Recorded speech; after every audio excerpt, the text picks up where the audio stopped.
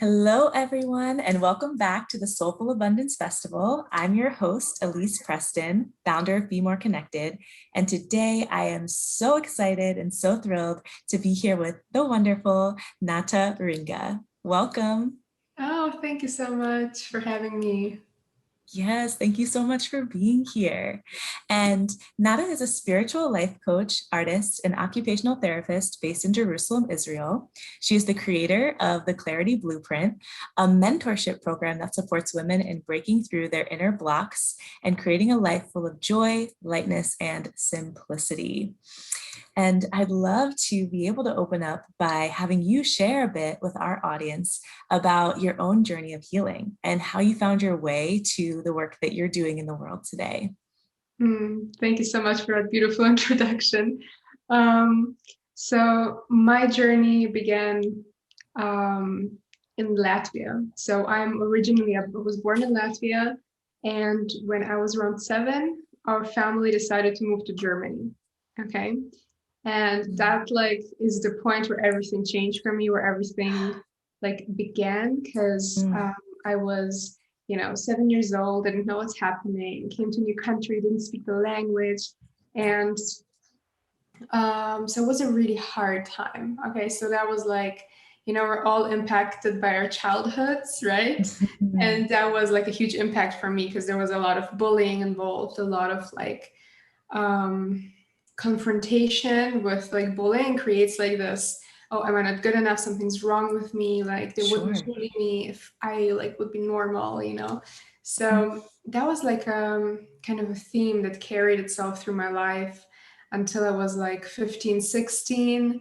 And on top of that, I was in a private school, which is a bubble in itself, and it's harsh, you cannot escape. Okay. And so when I was 15, 16,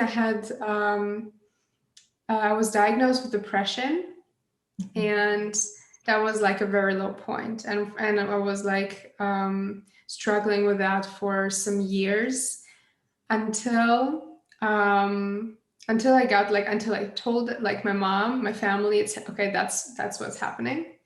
And I got help. Okay, I got help by a friend of ours who's a doctor, but he's also a healer.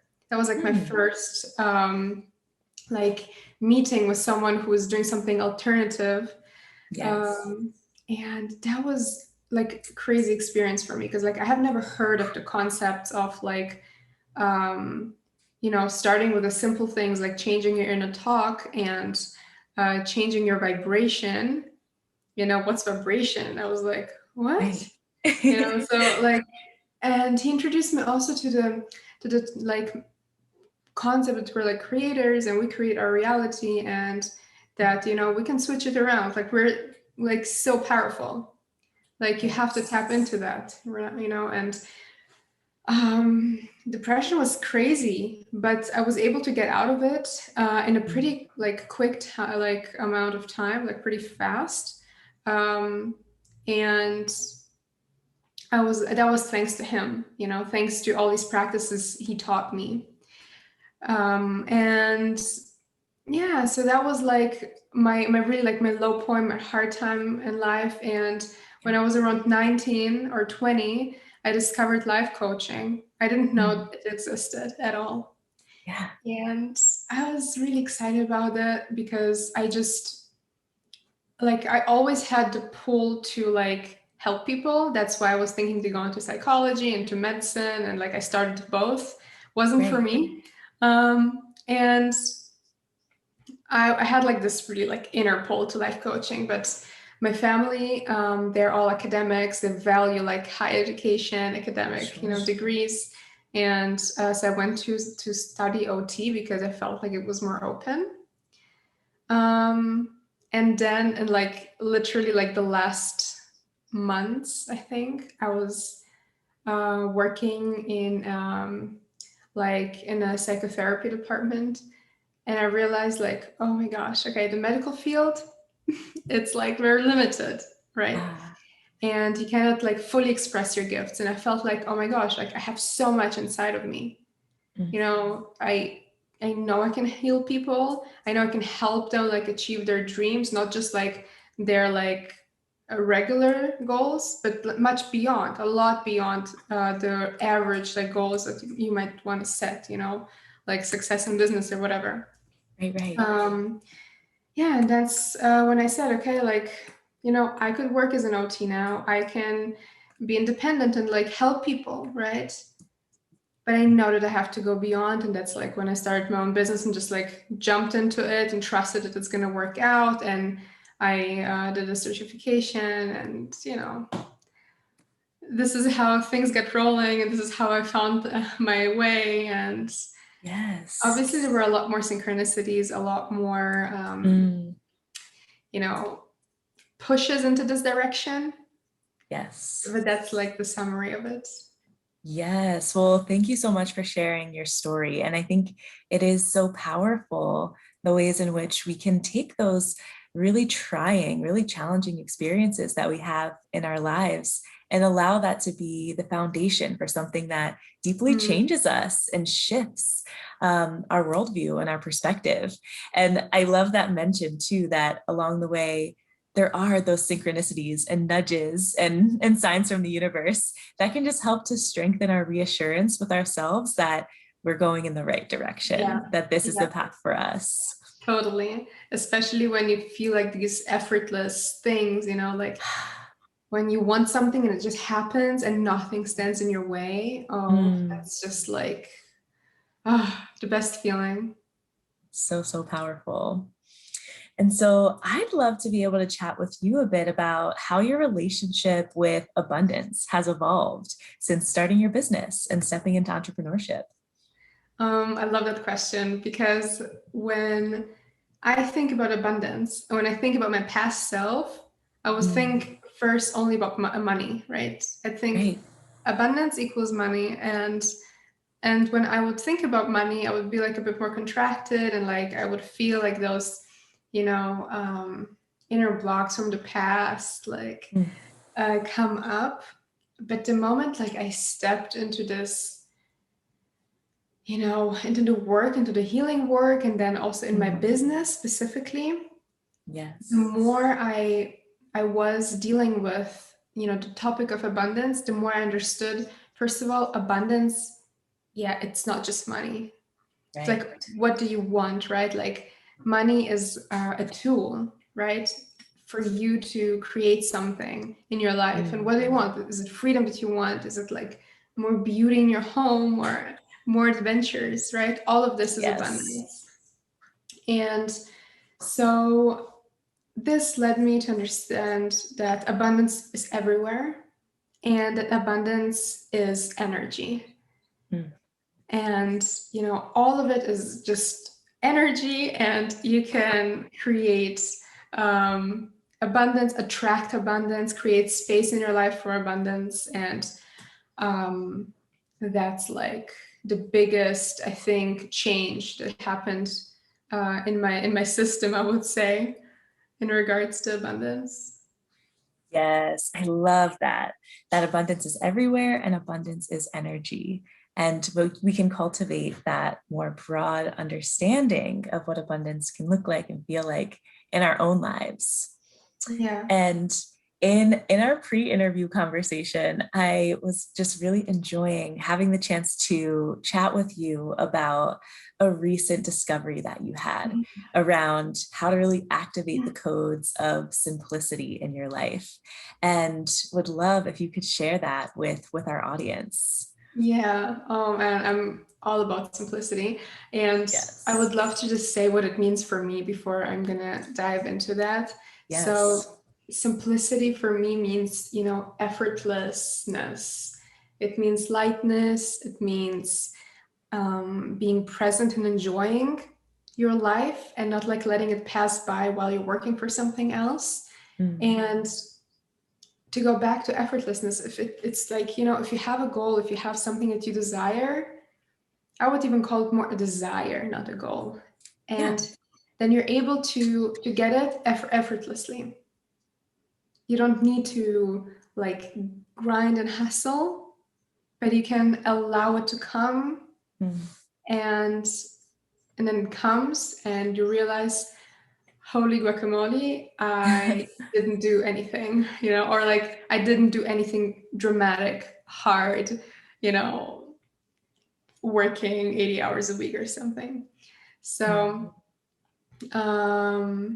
that means simplicity for me. And what we talked about, like my recent breakthrough, was crazy because I already had a pretty simple life. Like I enjoy the simple things in life. So I enjoy like a good relationship. I enjoy like a nice home and, going on trips and stuff like that. Like nothing crazy, like not going to Bali or anything, just like here, like going to the desert and like, whatever. Yeah. I really enjoy like the present very much, and I try to make it as rich as possible in experiences because I want to remember having, a good life. And I never had like too much clutter. I used to be super cluttered. I like got into the minimalism area and stuff. So that's like a part of my life. Minimalism and simplicity go kind of hand in hand partly, but that's not it. So for me, simplicity also means a simple mind. And our minds are so cluttered with like limiting beliefs, right? Right. And like when we work with limiting beliefs, we get to uncover more and more things that we just are not aware of. And then it's like, boom, a breakthrough. So that happened to me like a week ago or so. I had a really bad day. Those days you wake up and you're just like, ugh. I guess I had a really bad day, really bad mood, and I was like, I didn't know what's up. I'm usually like pretty easygoing, pretty happy, thank goodness. And then those bad days, like I'm sure everyone's familiar with that, like all these like bad thoughts creep up, like, right, it's not gonna work out, like, look at you, so so I was dealing with these thoughts and I was like fighting with myself, like, should I allow them to come up now, or should I just like not, because they're not really productive, they're just like making me soak in this like yucky feeling more. And so at some point I was just like, oh, I'm just gonna like relax and let it like all flood me. And so I was just sitting there trying to not attach any stories, any meaning to this like shit that was really bubbling up, right? Excuse me for my language, but that was just like, oh, you're good. terrible. Yeah. And then I realized that there was just like this limiting belief within me around like scaling my business, scaling, like creating more space, like in my container, like physically and energetically, for more like clients and all of those things, Right. And I was completely unaware of that. Completely unaware, because things are going good, things are really, really good. I'm really happy. But I'm at a point where I am kind of trying to expand, and grow. And I didn't realize that I had this like block. And that's why it wasn't happening as I imagined. I had this block that I have to do something in order to be able to grow, that I have to take another course, learn another tactic, or have a strategy, or I don't know, something that other people know. And, that's why it's not working. Yeah. And then I caught myself in this loop of like this, that, and I'm like, wait, I know deep in my heart that things can be simple. Things can be effortless. And what am I doing right now? I'm not embodying it at all. Sure. And I was like devastated. If things are easy, why isn't it easy right now for me? But I believe in my heart, and it's just like, I had like this breakdown. I was crying, and I was kind of like praying and and saying like, I deeply like believe that growth can be effortless. I really believe that expansion can be effortless. It can be simple. I know that it's all about the energy, and I just let it go. I let it go. I just trusted, and I knew that like all I have to do is just like embody the simplicity and not run in all the different directions. Yes. And yeah, and then in the next 24 hours, like it was crazy. I just experienced like, one client sign up, another client sign up without Wow. me not posting anything on my like Instagram, not doing anything. I just like opened my inbox and I saw like these applications for the clarity blueprint. And I was like, this is insane. Wait, this is insane. And then like really like after I answered those applications, two clients immediately like, signed up without going on a call before, Wow. immediately paying, and I was like, I didn't do anything. This is exactly what I believe can happen. And this was like proof that it's all energy, that it's all Yes. simple, that it can be simple. It will be what you want it to be. Mm. If you think that you have to make it complicated, then you will succeed doing things complicatedly, you know? But if you truly believe that it can be effortless, but it's hard. This is the thing. It's really uncomfortable to just chill Right. and to trust. Like it's much more comfortable to do things. Mm. So yeah, that was like my breakthrough, which was dramatic, and I'm like in a good way, in the best way, and I'm just still digesting, still processing it.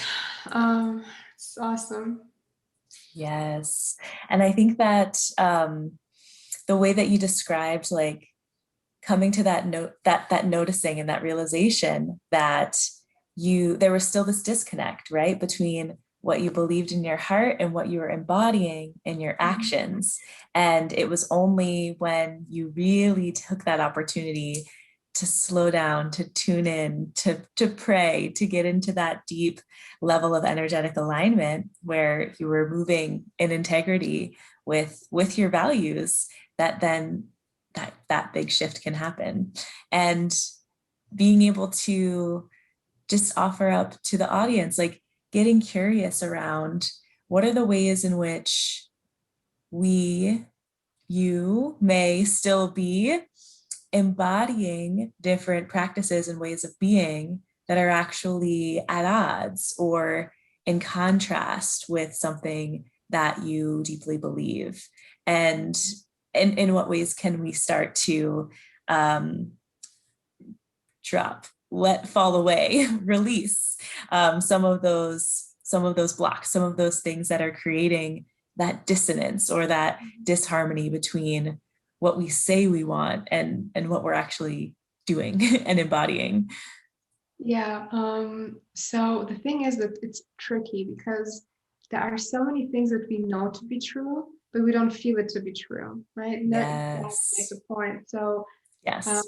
I'm gonna just use me as an example in this situation. So I I knew to be true that things can go effortlessly, and they Mhm. did. I knew that, but I didn't fully like feel it in my body as like a full body truth. Right. And so I would just suggest to like think about the things, maybe your values or the things that you like really believe in, and you think them to be like your truths, and then Mm. see like where in your life do these truths not manifest, where do they like not add up? And then maybe in Right. this area you don't really feel this truth, in your system, because the Mm. moment it's like integrated, and it's not only a thought, when it's really integrated as an experience, your body knows, and then it's becomes a lot more natural for you to live in alignment with that truth, an energetic alignment with that truth. Yes. And do you have any recommendations or guidance from your own experience about how to support people with really really integrating those truths or allowing them to be more deeply felt in an embodied way? Yeah, so many different ways, but it really depends on the energy. It really depends on what it is specifically that you want. Yeah. Let's say it doesn't have to happen like it did for me with the breakdown and then like this breakthrough. It can also happen through like specific targeted embodiment work. Mm. So if there is, let's say, a limiting belief. Oh, okay. So recent example from one of my clients, she like has like this yucky feeling, that she when around showing herself and being seen fully, fear of rejection and just like not allowing herself to fully step into her role of a leader. Okay, we're like in the leadership space, right? So it's Yes. hard for her to embody the role of the leader because she has this fear of rejection. Mm. And so then, like, how does this fear of rejection feel? Is it like this, like the contraction in the chest and like Mm. you trying to protect yourself to not be fully seen? And just like get into that, like you allow your system to feel this yuckiness and, this belief physically, energetically. Yeah. And then create the, like, it has to happen in a safe space, and then create um, this experience, the felt experience of how it is when you show up fully as a leader, as yourself, and you're fully safe to express how you feel, what you think, what you believe in, your ideas. You're fully like loved and welcomed just as you are. Mm. How does it feel? Yes. All of the sensations, the warmth, the buzz, of excitement, of sharing, your ideas, your mission with the world, Mm. the openness, the expansion. It's like a felt experience. And the more you practice these like energies, the embodiment, it can be through movement, through like stillness and like feeling it. It can be through sound, everything. Yes. Oh, so beautiful. And I really appreciate you breaking that down and sharing a concrete example, because I think that really does support all of us with being able to understand, like, what are the ways that this is showing up in my own life, and how can I welcome in new embodiment practices to feel the way that I am desiring to feel. Yeah. And so I love that you have a podcast called the Fuck Yes Podcast. And I noticed that you have an episode with your partner where you talked all about great relationships. And I was wondering, our relationships are such a big component of our own abundance. And was wondering if you could share a bit about the wisdom that you shared in that episode and how you've been learning more about yourself through being in relationship. Of course. So it was a pretty long podcast. So I'm just gonna like share a few things that I think are pretty like cool. One of the things that I believe are incredibly important in any relationship are the love languages. And we learned it like the hard way. Okay. So it's funny because like he's my life partner, like that's it for both of us, yeah. And Yeah. so until I met him, I have never been in a relationship, doesn't matter if it's a friendship or a romantic thing, Mm. where the love languages didn't match completely. Ah. And you don't feel the love languages at all like when they match, but if they don't match, that's like where the tension Uncomfortable. is. Yeah. So I think there are 5 different love languages. Some of them are touch, words of affirmation, acts of service, all this quality time, and like some people, feel really loved, extremely like feel the love in their system when people tell them, that they love them, that they're so pretty and so wonderful, and Yes. or through touch or through like helping around the house or something. Those like are the ways we communicate, we love someone in a relationship. Mhm. When the first of all, you have to be aware of your primary love languages. So important, because if you're in a relationship, you have to be able to communicate that to your partner. Yes. Like, in what way can your partner communicate to you his love or her love and affection? Mhm. And yeah, and so for us, it started in a very interesting way because we have the love language, it overlaps, which is touch, but it's not Yeah. not extremely communicative, and the others just don't add up. Ah. And that created so much tension in the beginning. Like from my own home, I grew up like with a lot of like words of affirmation and like feeling the love through that. And he through acts of service. Mm. And so like when he is helping here in the house, when he's doing big tasks or helping, I'm like really grateful, I'm really grateful. But Yes. it just doesn't feel the same if he would Mm. tell me that he loves me and so on. Yes. So this is an important thing to understand, that it's also the other way around. Mm. When I tell him all these beautiful things, I have to understand that he feels exactly close to nothing as if when he is helping around the house. Right. Wow. Yeah. So that's like a thing that has to really like land, that Mm. love languages make a relationship work, or it can Yeah. really ruin a relationship when you cannot Mm. figure it out and communicate it. So, Right. and so there, like we were working on, using all our love languages, even if I don't feel that I'm showing him love through like cooking or, cleaning something from him, or I don't know. But when I do that purposefully, like he feels like the king, he feels Mm. so loved. Yes. And so it's really, that was like a big revelation for us. It might Huge. be such a simple thing. You might think, oh, love languages, yeah, I heard about that. But they are crucial. Yes. So Um, huge. yeah, so that's like one of the big things that since we got like become aware of it and worked on that, Yeah. our relationship transformed. Mm. And the other one was like the purity of a relationship, and how it is so important to start a relationship like in the most pure way, with Mm. honesty, with trust and like devotion, and um, because if you start a relationship um, in a pure way, you keep like all the potential. You don't ruin any potential of the relationship.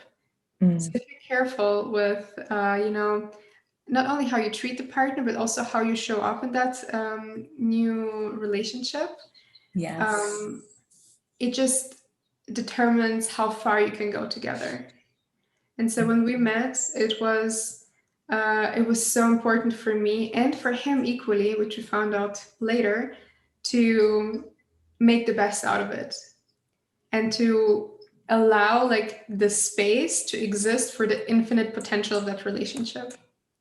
Love And that, that. that could only exist with purity, pure intentions, open heart, the willingness to be in the hard moments with the best intentions, and like kick the ego as often Mm. as possible and not be blinded by it, because we have our prides, we have our egos. And especially when we hear like this blaming voice from a different person, we can be like, oh no, but I am like totally right here. So get over yourself in these moments to sustain the purity of the relationship, and see like from like the partner's point of view what's happening here, and like this to prevent miscommunications, misunderstandings, and to always like understand where are we, what's happening, where are we going. Yes. Oh, so beautiful. And I love that you brought in that concept around the love languages, because I think it's been so supportive for me as well in my own relationship, not even just with my romantic partner, but also with friends and siblings, like having that deeper understanding of what we all need in order to feel loved and nourished and supported. Definitely. Yes. And so I'd love to be able to hear a bit more about some of your own current growth edges in your life and your spiritual practice, and some of the things that you're just deeply exploring and learning about. So there are two things actually. So one is not a challenge. One Mm. is just something that's very present for me right now. Doing more things for fun. Mm. So not to monetize it, not to like have a special purpose with it, Yeah. just to give the soul, a piece of divine joy, Um, Yes. and so right now I'm just like experimenting with all kinds of things. Mm. Creative, for me, it's all in the creative area. So I'm like, I picked up a ukulele, playing it here and there, doing different art projects like embroidery. Just started today with embroidery. Yesterday I Yes. tried out macrame. Um, have a canvas right here that is like Ooh. being also painting is being created over here. So yeah, so Yeah. that's one thing that I have maybe neglected a bit more recently. So just doing something, just create things for the joy, for the fun of it. Yes. Beautiful. Um, and the challenge is related to the breakthrough that we talked Mm. about recently with simplicity. So Yeah. I am currently like actively practicing to stretch my inner container to receive. Mm. Yes. Because we can only receive to the like extent that we are open to receive. Mm-hmm. And it's tricky. It's really, really tricky because we have like inner, or like I have inner like systems in place to protect myself, because Mm. we all have our comfort zone and they're good and they're there for a Yes. reason. But to grow, we all know that we have to leave the comfort zone. And so right now I'm exploring the discomfort of stretching my inner container to Yes. receive more, to receive more of Ooh. my desires. And that's like a very interesting journey. And it is challenging Yeah. and it is exciting at Mm. the same time. Yeah. Yes.